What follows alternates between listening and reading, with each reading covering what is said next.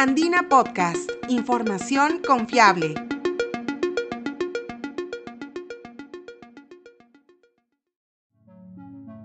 Hola, soy Quilla Cuba, periodista de la Agencia Andina. Nos llena de orgullo que cada vez sean más los científicos peruanos que destacan en la NASA y formen parte de misiones importantes.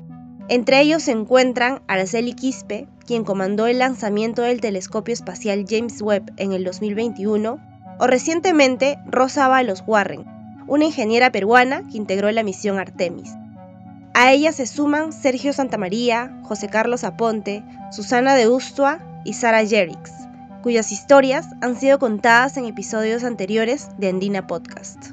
Esta vez conoceremos al físico peruano Cristian Ferradas Alba, quien tiene 36 años y desde el 2019 trabaja en la NASA en el Laboratorio de Física Geoespacial del Centro de Vuelo Espacial Goddard, estudiando la magnetosfera terrestre, esta capa que sirve como escudo protector de nuestro planeta Tierra. Cuando cursaba el cuarto año de secundaria, Cristian Ferradas descubrió su amor por la física.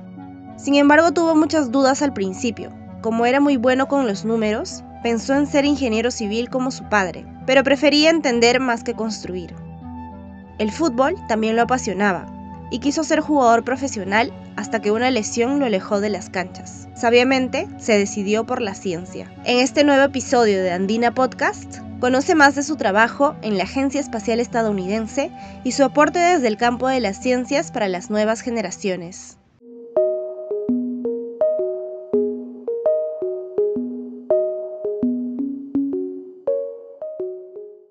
Desde pequeño me gustaban los números, pero nunca había llevado física. Entonces yo siempre pensé que iba a ser ingeniero como mi papá. Pero cuando llevé física fue algo que me llamó mucho la atención, me encantó, me fascinó. Y cuando llegó la hora de postular a la Universidad Católica, estaba debatiendo si seguir con mis planes de siempre de estudiar ingeniería o optar, digamos, por algo más riesgoso que era la física. Y digo riesgoso porque no conocía a nadie que había estudiado física. Entonces era como que iba a ser una aventura.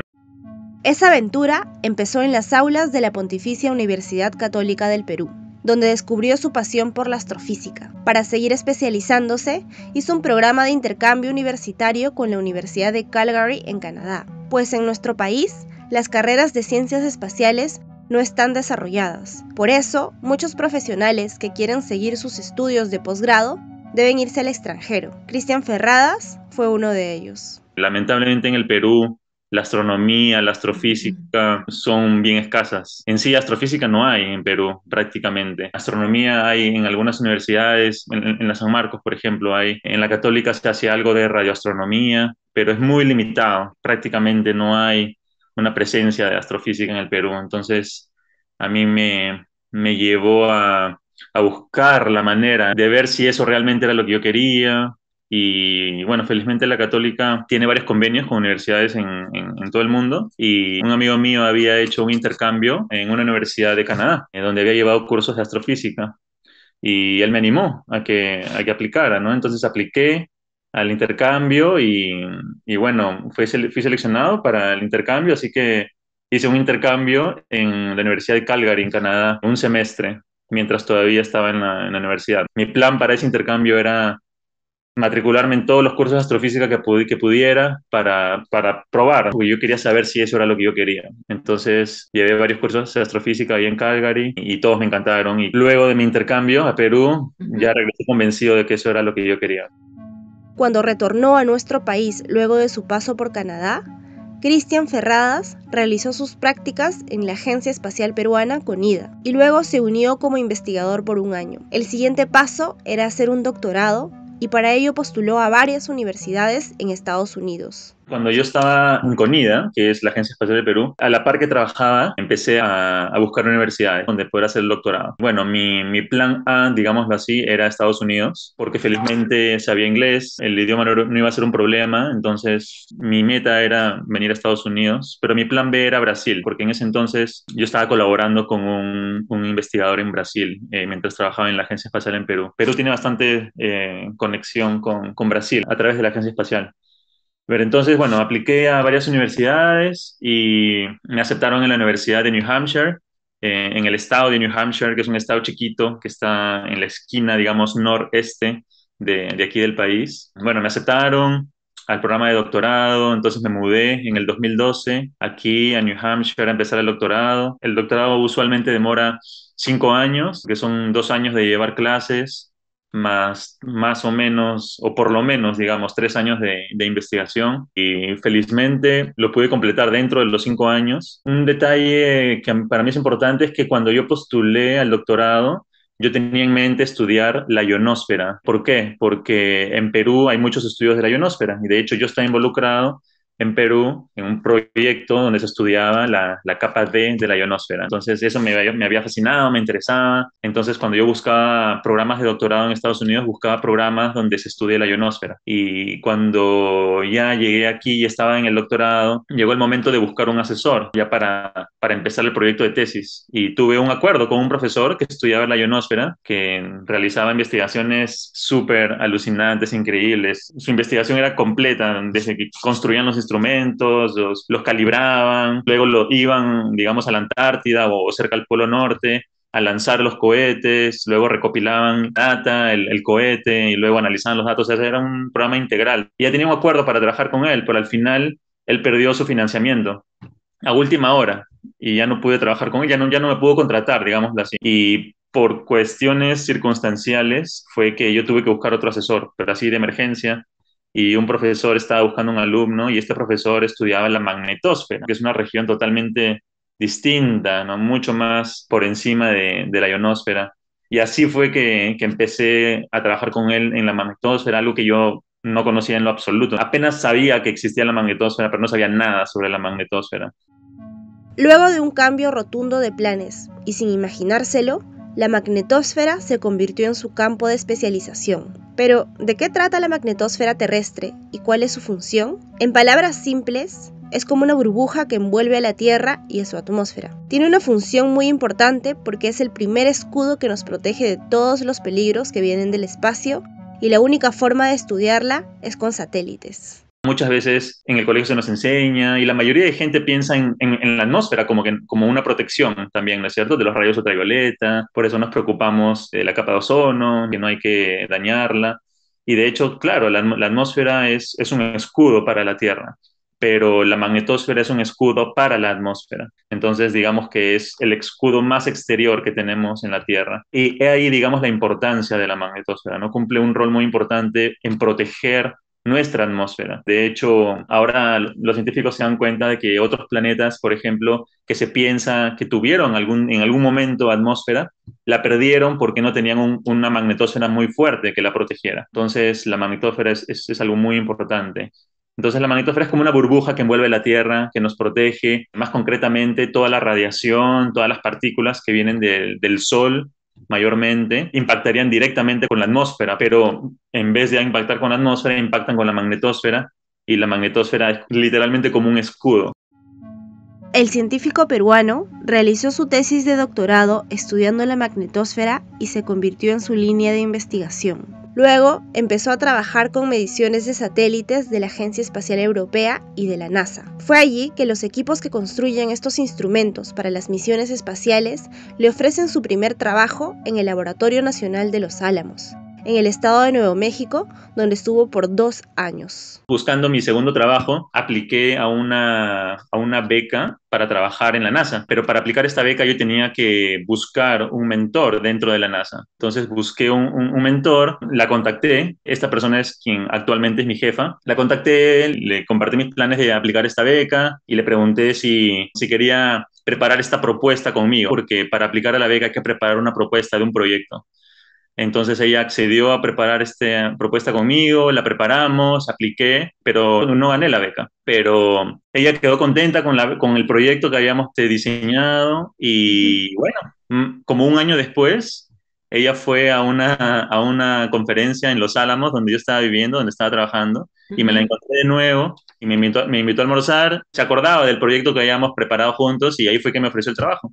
Me ofreció que trabaje con ella en la NASA. Así que digamos que corté un poquito temprano mi contrato en Los Álamos y en el 2019 me mudé aquí a Maryland a empezar a trabajar con ella.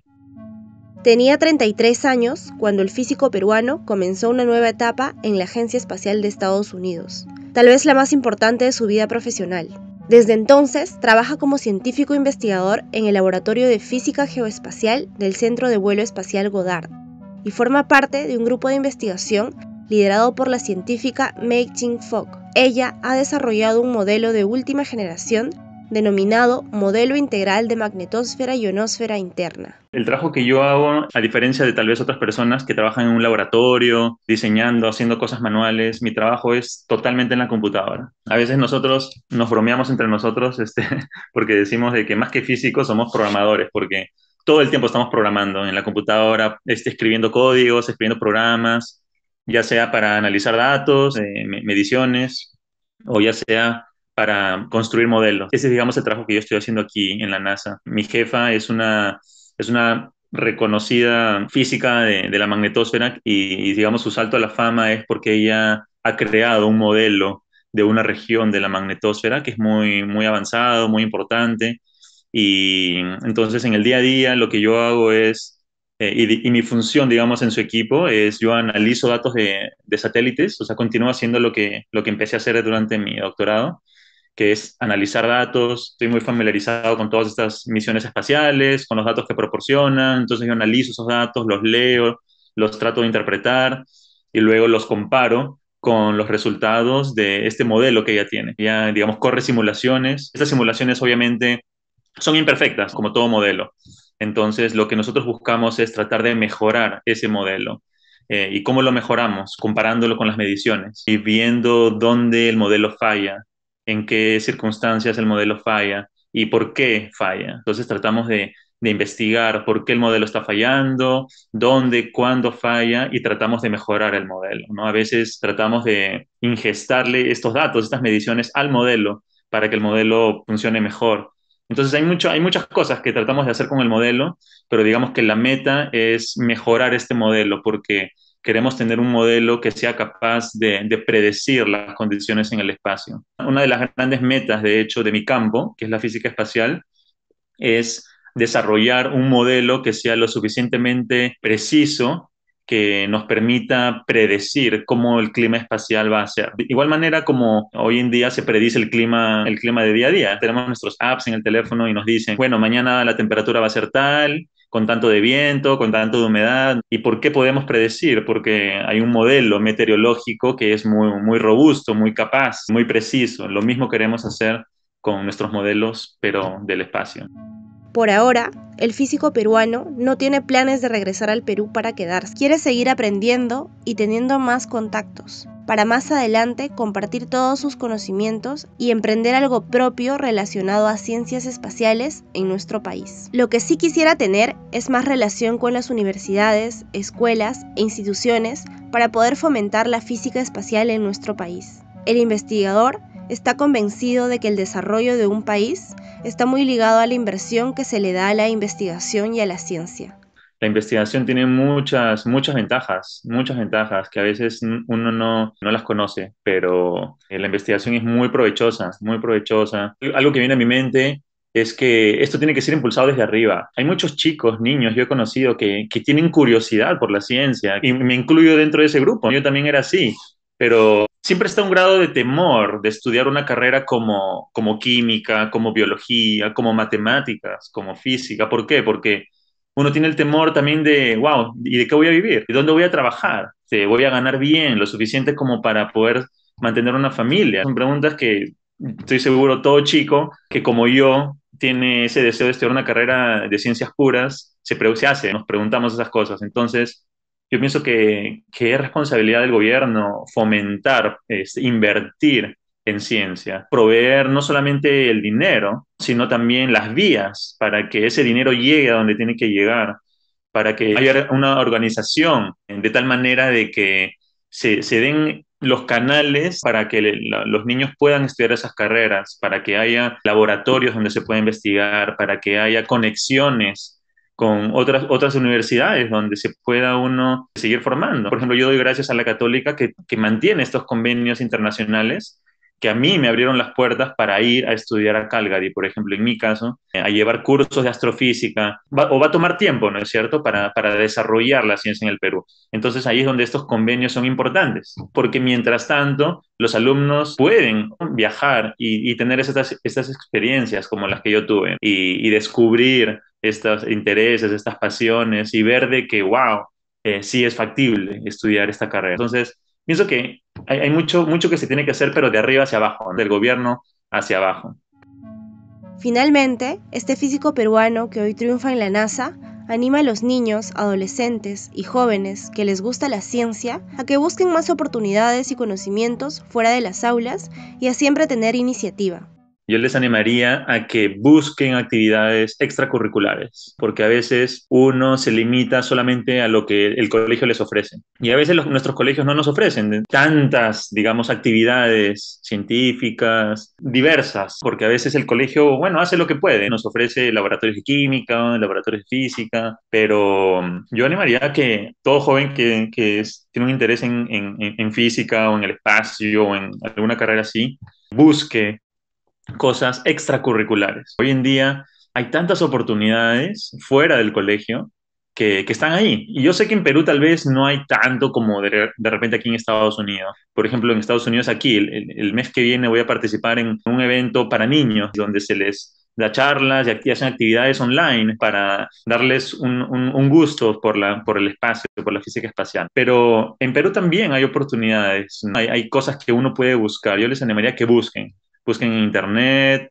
pregunten a sus profesores, qué me recomienda que yo haga. Entonces, uno, que tengamos iniciativa de preguntar, de buscar. Y por otro lado, yo también sugeriría a que aprendan lenguajes de programación. Es muy Mira. importante. Hoy Ujú. en día todo tipo de investigación prácticamente se hace en las computadoras y es muy requerido de que uno sepa programar. Entonces, animaría a cualquier chico a que lleven, aunque sea un curso de programación, para que tengan una noción de lo que es programar. Muchas veces también, cuando uno busca un trabajo, cuando uno busca una pasantía, los que contratan no están buscando necesariamente una persona que sea un genio.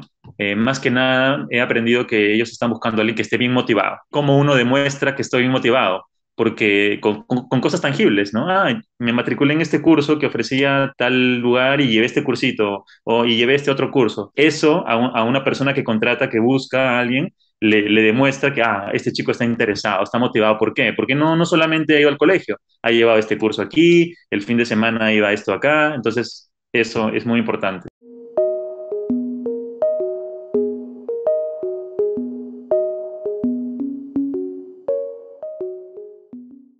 Si deseas escuchar más historias de ciencia y tecnología, visita nuestra página web podcast.andina.p o síguenos en SoundCloud y Spotify como Andina Podcast.